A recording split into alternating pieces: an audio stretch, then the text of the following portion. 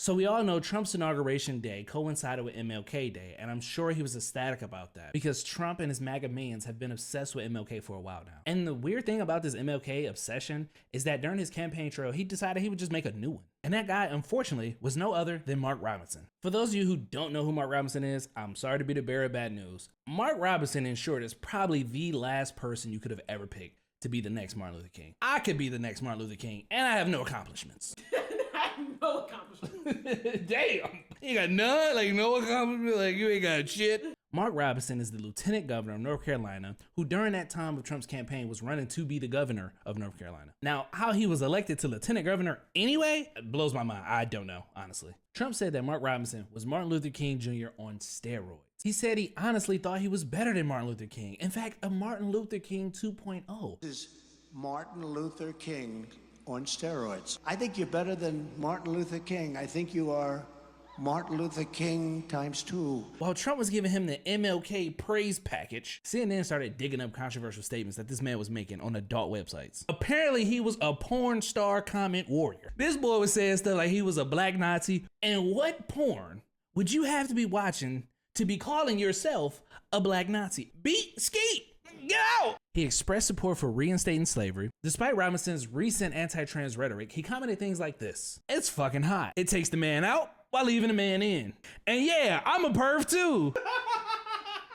Oh, no way. This man is saying this shit. This is insane. Besides his messaging days, he's also been known to make other weird comments. For instance, he has a long history of remarks viciously mocking and attacking teenage survivors of the 2018 shooting in Parkland, Florida. Robinson called the students spoiled, angry, know-it-all children, spoiled little bastards, and media prostitutes. He also made disparaging comments about the civil rights movement, saying black people should owe reparations. In 2012, he said he preferred Hitler to be the president over Barack Obama. And the funny thing about Trump making this dude Martin Luther King 2.0 is Mark Robinson doesn't even like Martin Luther King. He accused him of being a white supremacist. He said things like, "Get that commie bastard off of the National Mall." I don't even feel comfortable saying these things and repeating them to you guys. And his last one, oh God, I'm not in the KKK, but if I were,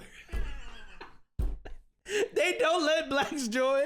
No shit. You had to state that they don't let blacks join.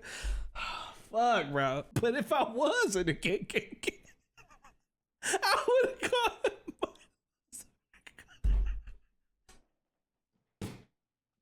the fuck is KP? Oh, come on, get it together. That's enough for Mark Robinson. Honestly, I can't. And you know, Charlie Kirk, lemon head, hairdo, up white supremacist had to join in talking about MLK. I'm on your ass, boy. Don't fuck around and get cooked. We're a truth-seeking show. But I can say declaratively, this guy is not worthy of a national holiday. He is not worthy of godlike status. In fact, I think it's really harmful. Also, they're trying to release these files on him. Like, I'm gonna believe the lion-ass FBI of the 60s who wanted this man dead anyway to tell me what actually happened with his assassination. Trump. Stop with these little side-ass comments talking about your crowd size was bigger. Oh, mine were bigger. His was slightly big, but mine was a little bit bigger than big. Biggest crowd I've ever spoken. I've spoken to the biggest crowds. Nobody's spoken to crowds bigger than me. If you look at Martin Luther King, when he did his speech, his great speech, and you look at ours, same real estate, same everything, same number of people. If not, we had more. They said I had 25,000 and he had 1 million people. And I'm okay with it because I liked Dr. Martin Luther King. Well, I'm glad you like Martin Luther King, Trump. But for the rest of you guys out there that's trying to constantly bash this man or whitewash him or just use the don't judge by the color of skin and contour as a means to say no racism exists and there's no discrepancy between blacks and American, f you. And you know we couldn't leave out our favorite black white supremacist, Candace Owens, who yet again wants to whitewash King's words. They got peace, a period of peace. That's why we have America today. And he said something that was so important. He said, if the idea is separation, then you can fight for peace. If you revolt and your end goal is that you want to be separated and on your own, then you can fight and have peace. But if your end goal is not separation but integration, then violence is never the means. Think about that.